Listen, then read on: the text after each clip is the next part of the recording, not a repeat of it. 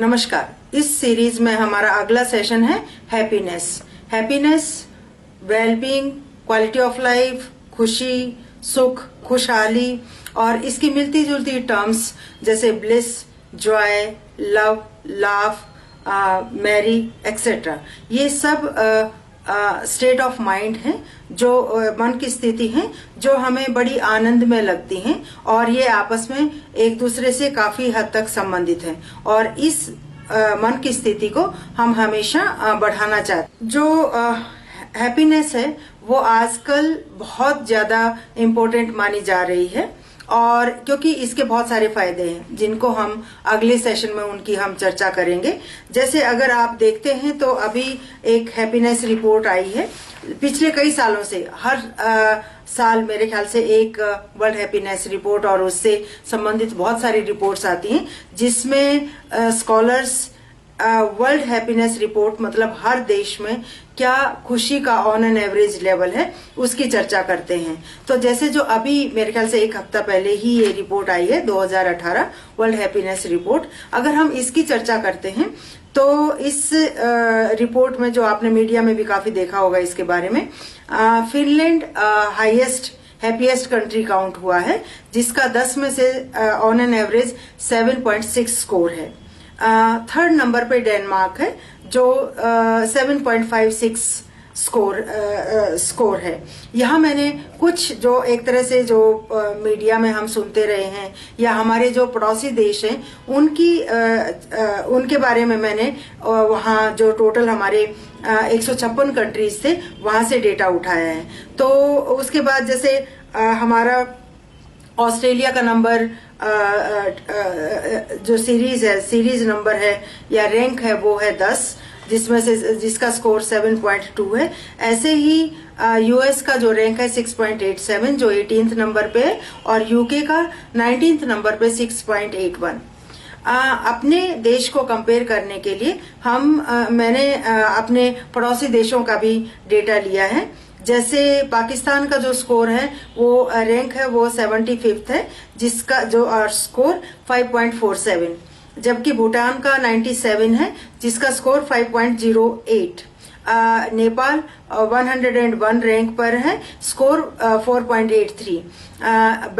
Bangladesh 115 number पे है और 4.5 इसका स्कोर है। श्रीलंका 116 नंबर पे है, 4.47 इसका स्कोर है। और इंडिया का अगर हम कंपेयर करें तो इन देशों से भी काफी नीचे आंका गया है जो 133 नंबर पे है 156 कंट्रीज टोटल में से, और इसका स्कोर 4.12 है।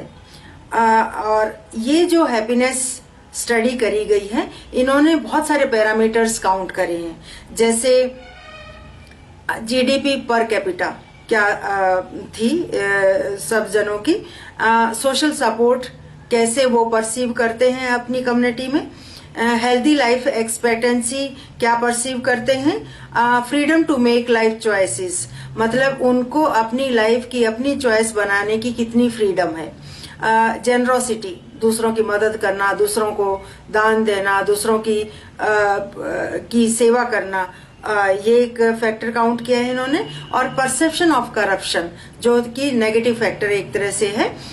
इन फैक्टर्स को काउंट करके आप ओवरऑल हैप्पीनेस लेवल पर कहाँ स्टैंड करते हैं। इसमें हम आमतौर पर सब्जेक्टिव हैप्पीनेस स्टडी करते हैं जिसमें हम बोलते हैं कि मान लीजिए एक सीढ़ी है लेडर जो 0 से 10 तक है। 0 इज अनहैप्पीएस्ट लेवल और 10 मीन्स हैप्पीएस्ट लेवल, और आपको बताना है कि आप किस पायदान पर खड़े हैं।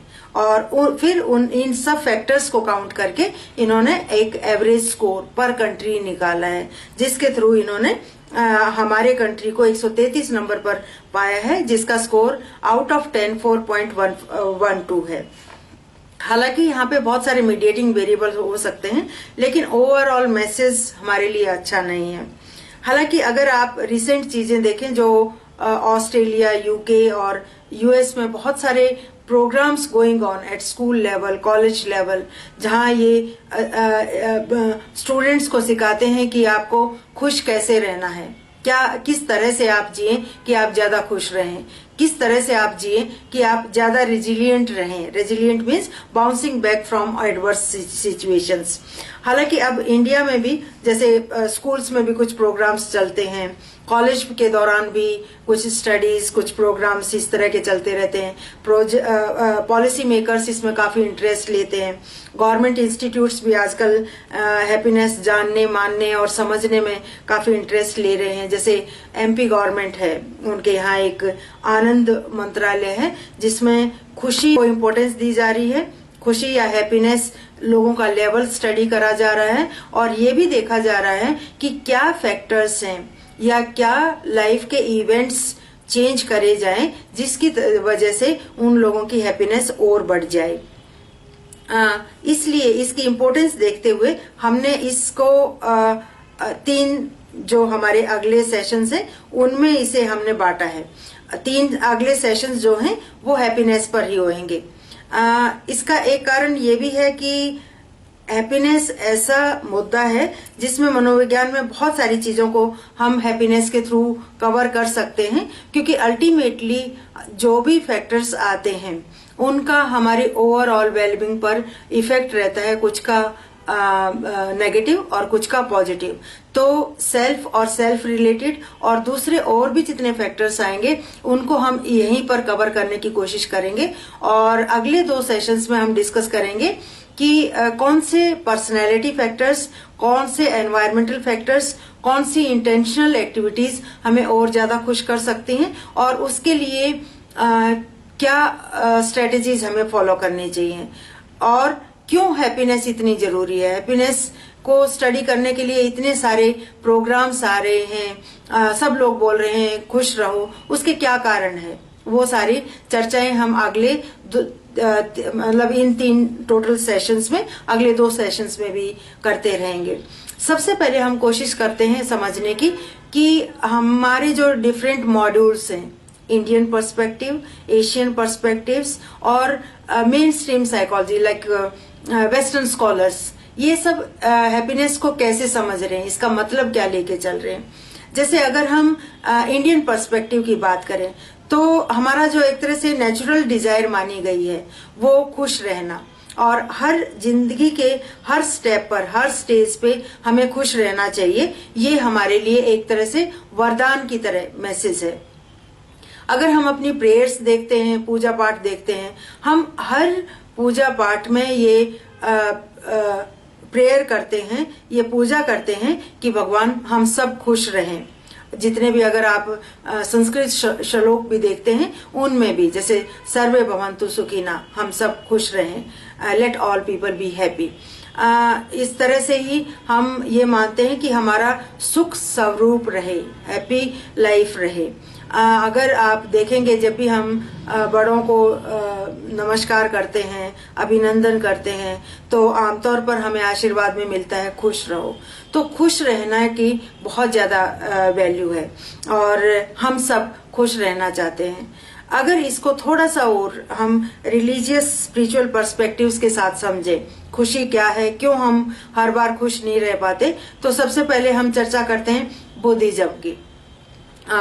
महात्मा बुद्ध ने काफी इस बात पर फोकस किया है कि क्या कारण है खुश ना होने के और किस तरह से हम और ज्यादा खुश हो सकते हैं। जैसे उन्होंने कहा है ट्री ऑफ सफरिंग, हमारा जो है लाइफ में बहुत सारे डिल्यूजन्स आ जाते हैं, बहुत सारे भ्रम आ जाते हैं जिसके कारण हम दुखी रहने लगते हैं। जैसे जेलेसी, ईर्ष्या होना, है ना, हेट्रेड, दूसरों से नफरत करना सीख लेना, गुस्सा करना सीख लेना और गुस्से में रहना और अहंकार में आना और एरोगेंट रहना, एरोगेंस आना और लालच आ जाना और ग्रीडी हो जाना।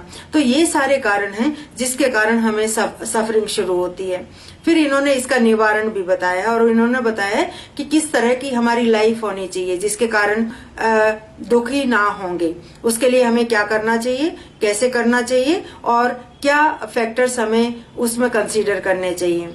जैसे इन्होंने 8 फोल्ड पाथ, 8 रास्ते बताए हैं, 8 स्टेप्स बताए हैं जिनके थ्रू हम दुखी नहीं होंगे। इन्होंने कहा है कि आपका व्यवहार, आपके थॉट्स, आपके इमोशंस, आपकी भावनाएं, आपके विचार, आपका व्यवहार, ये ब्रॉडली सब राइट डायरेक्शन में होना चाहिए। जैसे इन्होंने आगे जो डिवाइड किया है, जो आगे इस पे सब सेक्शंस इसके बनाए हैं। राइट व्यू, हमारा जिंदगी में बिल्कुल राइट व्यू होना चाहिए। राइट हमारी इंटेंशन होनी चाहिए। हमारा जो स्पीच है वो सही होना चाहिए। जो हमारे एक्शन है वो सही होने चाहिए। जो हमारा लाइवलीहुड या हमारा जो व्यवसाय है वो सही होना चाहिए। जो हमारे एफर्ट्स हैं वो सब सही होना चाहिए। हमारा जो कंसंट्रेशन है वो सही होना चाहिए। हमारा माइंडफुलनेस होना चाहिए। Mindfulness means right now right here, जिसमें हम पूरा फोकस अपने प्रेजेंट पर, अपने इस समय पर रखते हैं, बजाय कि हमारा दिमाग कभी भविष्य में भागता रहता है, कभी पास्ट में भागता रहता है।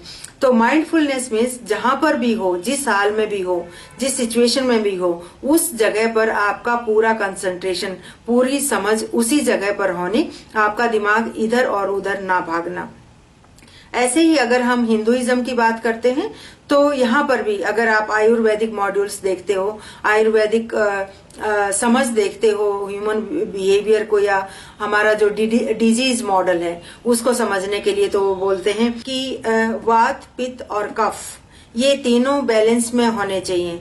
इनके कारण ही, इनकी इम्बैलेंसिंग होने के कारण ही हमारी डिजीज, हमारे शरीर में डिजीज होती है, और यही हमारे मेंटल डिसऑर्डर्स का कारण रहते हैं। तो अगर हमारा वात, पित्त और कफ बैलेंस फॉर्म में बना रहता है, एक हार्मनी के साथ रहता है, एक रसता के साथ रहता है, तो हमें आगे कोई प्रॉब्लम्स नहीं आती।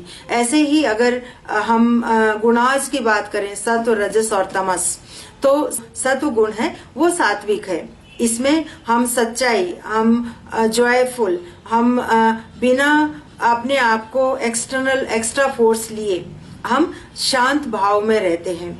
जबकि राजसिक जो है उसमें हमारा जो फोकस है लाइफ में वो ज्यादा एक्सटर्नल स्टिमुली पर होता है, जैसे जिसमें लाउड म्यूजिक, ज्यादा से ज्यादा अचीव करने की कोशिश करना, ज्यादा से ज्यादा कॉम्पिटिटिव होना, ग्रीडी होना, सेल्फिश होना, ओवर एक्टिव होना हर चीजों में। तो वहां क्या है कि उसे बैलेंस करने की हमें जरूरत रहती है। तमस जो एक तरह से हाईली डिप्रेशन के साथ कनेक्टेड है, जिसमें हम लेथार्जिक रहते हैं, जिसमें हम डल रहते हैं, जिसमें हम अनमोटिवेटेड रहते हैं, नेग्लेक्ट रहते हैं, डिनायल मोड में रहते हैं, और एक तरह से डिप्रेस्ड, इनएक्टिव रहना, है ना। तो यहाँ पर क्या है कि बेस्ट जो एक तरह से गुण माना गया है वो है सत्व, और हमें रजस, जिसमें पॉजिटिव नेगेटिव दोनों कैरेक्टरिस्टिक्स हैं, और उसको हमें मैनेज करना सीखना चाहिए, उसको हमें यूज करना आना चाहिए। और जो तमस है उसको हमें जल्दी से जल्दी मैनेज कर लेना चाहिए। हालांकि इससे आगे भी बातें हुई हैं, जैसे श्री कृष्णा ने भगवत गीता में कहा है अर्जुन को कि हे अर्जुन, निर्गुणा हो जाओ। निर्गुणा मीन्स किसी भी गुण का आप पर असर ना पड़ना। तो जब आप हर एक तरह से समाधि के नजदीक, या सेल्फ एक्चुअलाइजेशन जिसको हम बोलते हैं, उस दौरान ये योगी लोग जो हैं वो इन तीनों गुणों से परे हो जाते हैं। इसी में आगे हमारा जो हिंदुइज्म है वो हमें ये भी समझाता है कि हमारे अलग अलग कोश बने हुए हैं, और इन कोश में सबसे जो हमारा इनर सेल्फ है वो है आनंदमय कोश। तो जो पहला कोश है वो अन्न से संबंधित है, दूसरा हमारे प्राण से संबंधित है, तीसरा हमारा मेंटल एबिलिटीज और मेंटल लेवल से संबंधित है, चौथा हमारा नॉलेज, ज्ञान से संबंधित है, और पांचवा ब्लिस बॉडी जो आनंद में है।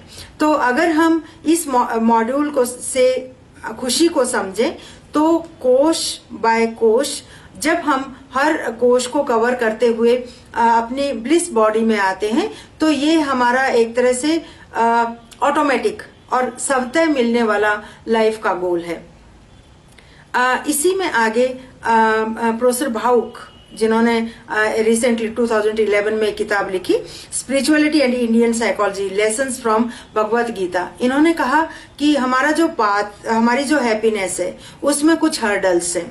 हर्डल्स हैं हमारे विकारास, जैसे काम क्रोध मोह लोभ। लेकिन अगर इन विकारास को हम मैनेज करते हैं और कोई भी योग का पाथ लेते हैं, ज्ञान योग, भक्ति योग, ध्यान योग, कर्म योग, तो ये सारे जो पाथ्स हैं, ये सारे जो रास्ते हैं, ये हमें हैप्पीनेस की तरफ अग्रसर करते हैं।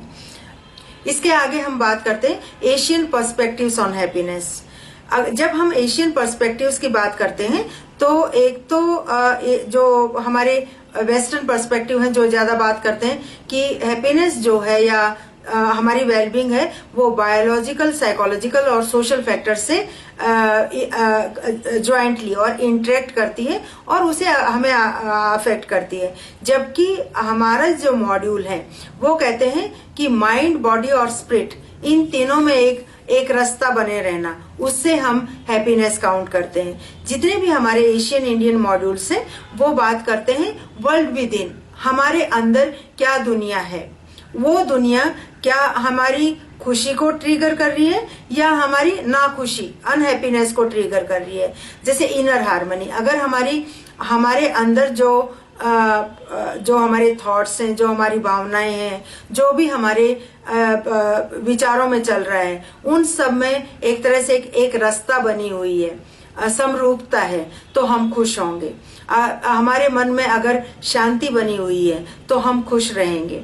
इसी तरह से सत, चित और आनंद में होना। सत मीन्स ट्रूथफुलनेस, अवेयरनेस मीन्स चित, और ये हमें सत, चित और हमें आनंद में बनाता है। तो खुश होने का एक स्टेट ऑफ माइंड सत, चित और आनंद में होना भी है।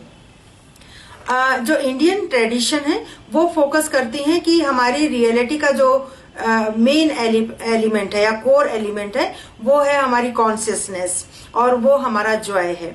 और उसके लिए हमें चाहिए कि हमें अपने बारे में इंफॉर्मेशन हो, हमें पता हो कि हम खुश हैं क्यों हैं, हम नाखुश हैं क्यों हैं, अगर हम परेशान हैं हमारी परेशानी का क्या कारण है।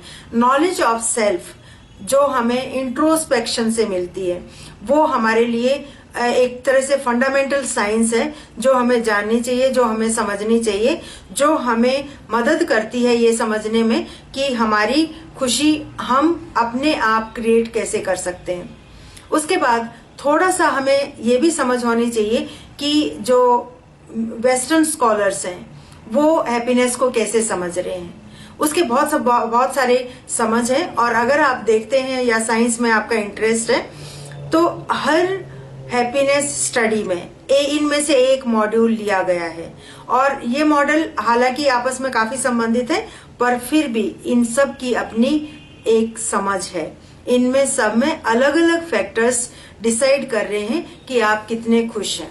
इसलिए जो साइकोलॉजी की रिसर्च है उनको समझने के लिए उसमें रिसर्च कैसे की जा रही है वो भी हमें पता होना चाहिए।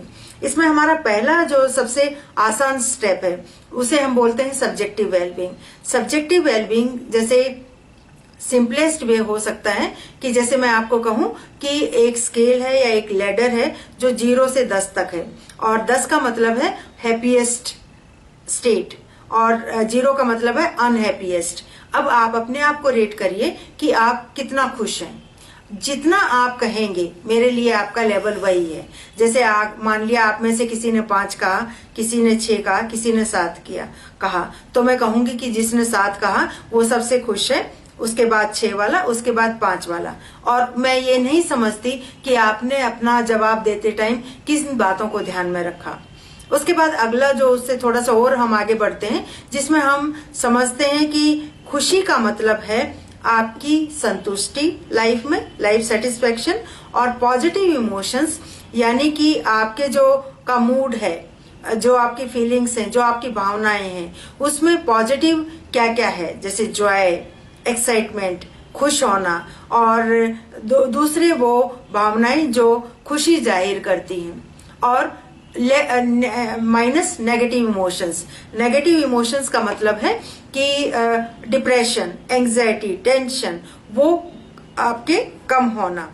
उसके बाद लेकिन जब हम थोड़ा सा और आगे बढ़ते हैं तो रिफ एंड कीज ने इसको थोड़ा सा और आगे एक्सप्लेन किया, और इन्होंने कहा खुशी सिर्फ सब्जेक्टिव वेलबींग नहीं है, यानी कि आप कैसे समझते हो, एक टाइम में अपने आप को कैसे रेट करते हो, वो अकेली खुशी नहीं है। खुशी उससे कुछ ज्यादा है।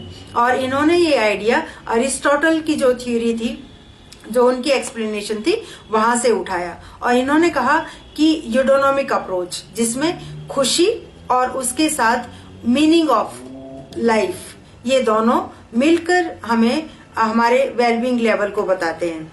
तो इन्होंने कहा कि जो आपकी ट्रू सेल्फ है, उसमें आपकी खुशी, उसके साथ अटैच्ड मीनिंग, उसके साथ अटैच्ड पर्पजफुल लाइफ, ये सब मिलकर आपका वेलबींग का लेवल बनाते हैं। और इन्होंने इसे डिस्क्राइब करने के लिए पहली बात ये कही कि बेस्ट वंस अपने आप को बनाने के लिए आप कैसे इंस्टीट्यूशंस को सर्व करते हो, कैसे इस दुनिया में अपने आप को कैसे इस दुनिया में सर्व करते हो, वो आपकी खुशी को काफी हद तक डिटरमिन करता है। और उसके बाद इन्होंने इन सब फैक्टर्स को काउंट करते हुए 5 फैक्टर्स की बात करी, 6 फैक्टर्स की बात करी, जो फैक्टर्स हमें बता रहे हैं कि ये एक तरह से इम्पोर्टेंट है टू बी हैप्पी। और इन सब फैक्टर्स का फिर 1 बाय 1 क्या मतलब है और क्यों ये हमारे लिए इतने जरूरी है। इसमें पहला नंबर आता है सेल्फ एक्सेप्टेंस। सेल्फ एक्सेप्टेंस हमारी खुशी के लिए बहुत जरूरी है कि जो भी आप हो, जितना भी आपका इंटेलेक्चुअल लेवल है, जिस तरह की भी आपकी नेचर है, आप अपने आप को स्वीकार करें।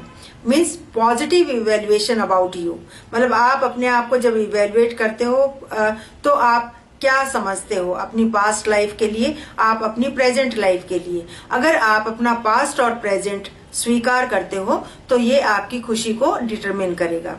उससे अगला आता है पर्सनल ग्रोथ।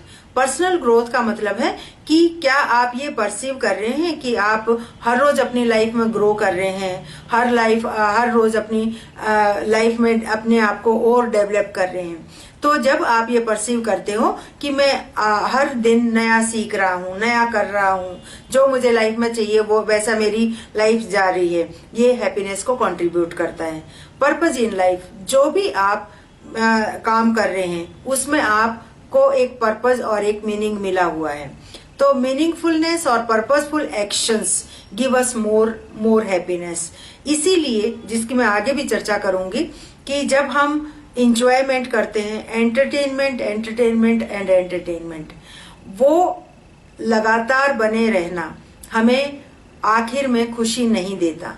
क्योंकि उस एंटरटेनमेंट में हम उस दौरान तो खुश रहे, लेकिन उसके बाद जब हमने अपनी लाइफ को रिव्यू करा तो हमें कोई पर्पजफुल एक्टिविटी नहीं लगी, कोई उससे हमें कोई मीनिंग नहीं मिला, कोई हमें ऐसे फीडबैक नहीं आया कि ये मैंने अच्छा काम किया और इससे मेरी लाइफ में इस तरह से कंट्रीब्यूशन होएगा। इसीलिए अगर आप देखते हैं कि कुछ लोग ऐसे हैं जो बहुत ज्यादा एंजॉय करते हैं लाइफ को, लेकिन फिर भी अगर वो लंबे टाइम में अपनी खुशी को देखते हैं तो वो उसे अच्छा रेट नहीं करते, वो उसे बहुत पॉजिटिव रेट नहीं करते।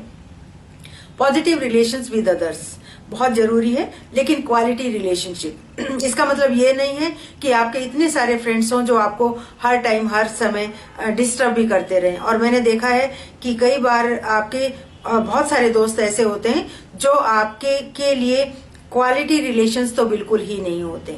तो इसलिए ज्यादा रिलेशन होना बड़ी बात नहीं है, क्वालिटी रिलेशन होना बड़ी बात है। अगला फैक्टर इन्होंने बताया एनवायरमेंटल मास्टरी। एनवायरमेंटल मास्टरी का मतलब है कि जो आपको काम करना पड़ रहा है, क्या आप वो काम करने में सक्षम हैं? क्या आप अपने जो आप पढ़ाई कर रहे हैं उस पढ़ाई को अगर मेहनत करें तो हर चीज को आप समझ सकते हैं, हर चीज को आप जानकर उसके अकॉर्डिंग अपनी स्किल्स को डेवलप करके उसके साथ उसको आप मैनेज कर सकते हैं। एनवायरमेंटल मास्टरी हमें जब प्रॉब्लम करती है कि आप कहीं ऐसी जगह पढ़ाई कर रहे हैं या ऐसी चीज पढ़ाई कर रहे हैं जो आपकी औकात से बाहर है, जो आप नहीं कर पाते, जो आप उस लेवल के साथ नहीं समझ पा रहे जो आपके लिए बना है, जो इस एनवायरमेंट की डिमांड है। तो एनवायरमेंटल मास्टरी होना हमारी खुशी के लिए बहुत जरूरी है। अगला फैक्टर आता है ऑटोनॉमी। ऑटोनॉमी का मतलब है सेंस ऑफ सेल्फ डिटर्मिनेशन। मतलब आपको फ्रीडम तो है, लेकिन आप उस फ्रीडम को इस्तेमाल करके अपनी लाइफ में कुछ अच्छे प्लान्स कर रहे हैं। तो अगर आपको हर टाइम एक बंधन में रखा जाए, आपको अपनी फ्रीडम के साथ काम ना करने दिया जाए, तो उसमें आपकी ऑटोनॉमी लेवल लो होने के कारण लो हैप्पीनेस लेवल हो सकता है। तो वी लव फ्रीडम, इसलिए ऑटोनॉमी हमारे लिए बड़ा मायने रखती है। जो वर्ल्ड हैप्पीनेस रिपोर्ट्स हैं उसमें भी इस इंडिकेटर को जो हम कह रहे हैं पॉजिटिव रिलेशनशिप, इनको काफी मायने काफी इम्पोर्टेंस दी गई है। इसीलिए वो एक क्वेश्चन रखते हैं, social inclusion versus social exclusion. क्या तुम समझते हो कि आप अपनी कम्युनिटी का पार्ट हो, अपने समूह का पार्ट हो, जहां आप रह रहे हो उन लोगों के साथ आपके अच्छे रिलेशनशिप है, उनके साथ आपकी अच्छी एडजस्टमेंट है? या आप ये समझते हैं कि जिस समाज में, जिस कम्युनिटी में, जिस ग्रुप के साथ आप रह रहे हैं उसमें आपको पूरी तरह से स्वीकार नहीं किया गया है? इसी लाइन में थोड़ा सा और बढ़ाने के लिए एक और नया मॉड्यूल भी आया है जो Martin Seligman, a positive psychologist, इन्होंने इसे प्रपोज किया है। इस मॉड्यूल को हम कहते हैं परमा मॉड्यूल। ये कहता है कि वेलबींग के लिए ये 5 फैक्टर्स बहुत जरूरी हैं, जो इनमें से कुछ की हमने पहले भी चर्चा कर ली है, जो काफी पहले वाले मॉड्यूल से मैच करते हुए हैं। जैसे पॉजिटिव इमोशन, हम जानते हैं कि जब आप अपनी भावनाओं में अपना पास्ट देखते हैं, अपना प्रेजेंट देखते हैं और अपने फ्यूचर को देखते हैं, तो हर जगह आप पॉजिटिव पाते हैं। जैसे पास्ट देखते हैं तो आप खुश हैं उसको याद करके, जब आप फ्यूचर देखते हैं तो आप में एक उम्मीद है अच्छा फ्यूचर होने की, और जब आप इस समय को देखते हैं, प्रेजेंट को, तो आप इसे एक तरह से एंजॉयबल और चेरिशेबल पाते हैं। रिलेशनशिप, जिनकी हमने पहले भी बात करी है कि जो भी आपके लिए इम्पोर्टेंट रिलेशंस हैं, फैमिली, फ्रेंड्स, कोवर्कर्स, नेबरर्स, उन सब के साथ आपके अच्छे संबंध होना, स्ट्रॉन्ग रिलेशनशिप होना।